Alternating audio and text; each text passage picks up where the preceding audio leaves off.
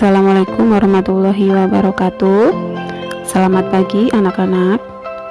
Kita masuk subbab yang kedua, materi sistem reproduksi pada manusia. Kali ini part 2, kita akan membahas tentang organ reproduksi. Organ reproduksi, kompetensi dasarnya adalah menghubungkan sistem reproduksi pada manusia dan gangguan sistem reproduksi, serta penerapan pola hidup yang menunjang kesehatan reproduksi. Materinya organ reproduksi pria dan fungsinya, organ reproduksi wanita dan fungsinya. Manfaat pembelajaran. Yang pertama, mengetahui struktur, anatomi, dan proses fisiologis pada alat reproduksi. Dapat menjaga alat reproduksi sehingga tercapai kesehatan dan terhindar dari berbagai penyakit. Organ reproduksi. Organ reproduksi pada pria ada dua. Internal atau dalam meliputi testis, epididymis, vas deferens, dan kelenjar aksesoris. Eksternal atau luar itu terdiri dari skrotum dan penis. Organ reproduksi pada wanita ada dua. Bagian dalam atau internal terdiri dari ovarium, tuba fallopi, rahim, dan vagina. Yang eksternal terdiri dari vulva, klitoris, labia mayora, dan labia minora.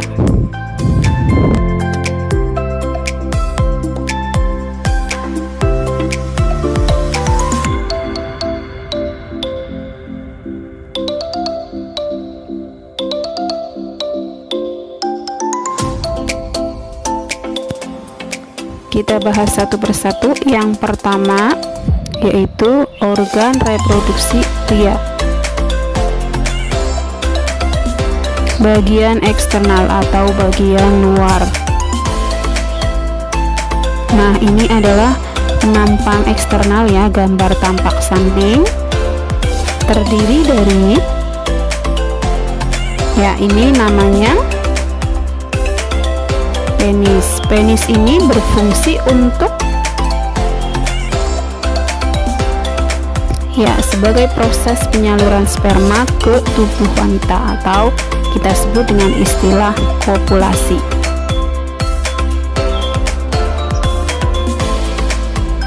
Kemudian bagian yang kedua yang membungkus testis menyerupai kantong itu namanya skrotum. Skrotum itu berfungsi untuk mempertahankan suhu testis 2 derajat Celcius di bawah suhu normal tubuh.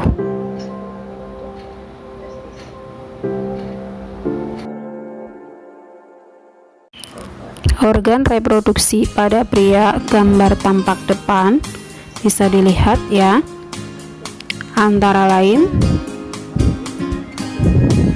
bagian dalamnya ini ya, vas deferens dan epididymis serta testis. Kemudian yang tampak depan paling kelihatan itu adalah penis. Kemudian uretra itu saluran di dalam penis.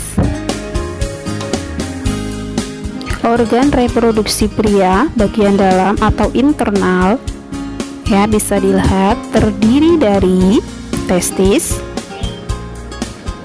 Testis ini berfungsi untuk penghasil sperma dan hormon testosteron. Hormon testosteron ini penting untuk laki-laki karena untuk menunjukkan ciri sekunder dari laki-laki. Bagian yang kedua, epididymis. Epididymis ini berfungsi untuk pematangan dan penyimpanan sperma sementara. Kenapa bersifat sementara? Karena nantinya sperma ini akan dikeluarkan melalui bagian yang namanya vas deferens. Vas deferens ini berfungsi untuk menyalurkan sperma dari epididymis ke vesikula seminalis. Kemudian bagian yang berikutnya ada uretra. Uretra ini berfungsi untuk saluran keluar bersama dari urin dan sperma. urin dari sistem ekskresi, dan sperma dari sistem reproduksi. Kemudian bagian berikutnya adalah kelenjar aksesoris. Kelenjar aksesoris ini adalah penghasil cairan atau semen. Ada tiga kelenjar, yaitu ada kelenjar bulbouretral atau koper. Itu cirinya dia itu jernih untuk netralisasi urin yang asam. Kemudian ada vesikula seminalis, dia itu kental dan basah, terdiri dari fruktosa, asam askorbat, dan prostaglandin. Yang ketiga ada prostat, bentuknya encer, mengandung sitrat.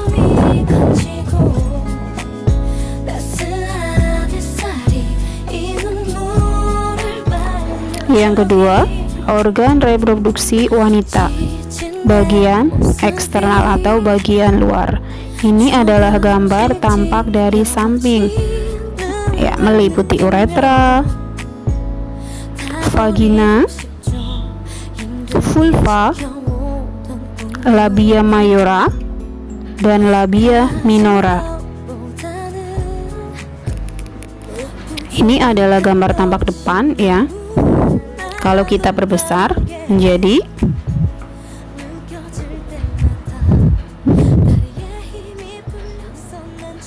Nah, ini adalah gambar dari zoom tadi ya, lebih besar. Ini gambar tampak depan, terdiri dari uterus, tuba fallopi atau oviduct, ovarium, dinding rahim, endometrium, vagina, dan serviks.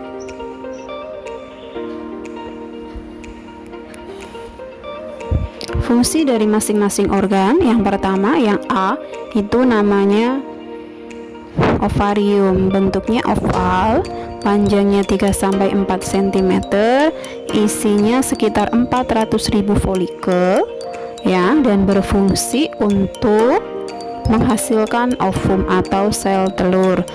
Kemudian menghasilkan hormon estrogen dan hormon progesteron. Yang B itu adalah oviduct atau tuba fallopi. Itu ciri-cirinya adalah panjang sekitar 10 cm, pangkalnya berbentuk corong atau disebut infundibulum, dan ujungnya itu berjumbai, disebut dengan istilah fimbriae, berfungsi sebagai tempat terjadinya fertilisasi atau pembuahan ya, bertemunya sel telur dan sel sperma. Kemudian yang C itu rahim, dindingnya tebal berotot, endometriumnya banyak pembuluh darah.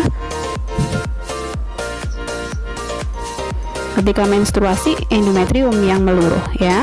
Kemudian bagian bawahnya menyempit, namanya serviks. Ini adalah bagian yang sering rawan penyakit ya. Fungsinya untuk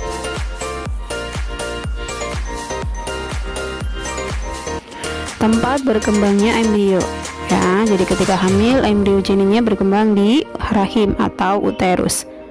Kemudian bagian yang terakhir, yang D, itu disebut dengan vagina. Vagina ini dilindungi oleh labia mayora dan labia minora. Fungsinya untuk kopulasi atau penyaluran sperma ke tubuh wanita. Kemudian dilewati bayi saat lahir ya. Kemudian saluran keluar darah menstruasi. Jadi ketika menstruasi, darahnya keluar melalui vagina.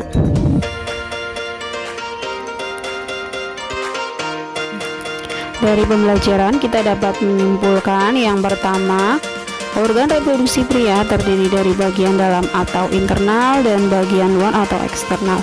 Organ reproduksi memiliki fungsi masing-masing yang mendukung sistem reproduksi pada manusia ya. Diharapkan kita sudah mengetahui bagiannya, fungsinya sangat penting untuk tubuh kita, maka diharapkan kita menjaganya supaya terhindar dari berbagai macam penyakit.